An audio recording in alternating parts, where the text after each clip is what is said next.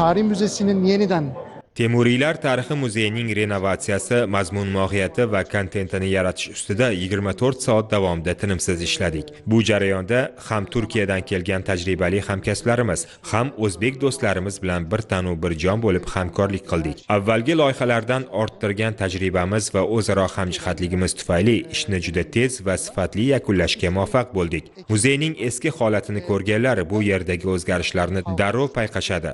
Biz bu yerda yangi struktura va konsepsiya asosida mutlaqo o'zgacha sirkulyatsiya yo'nalishini shakllantirdik.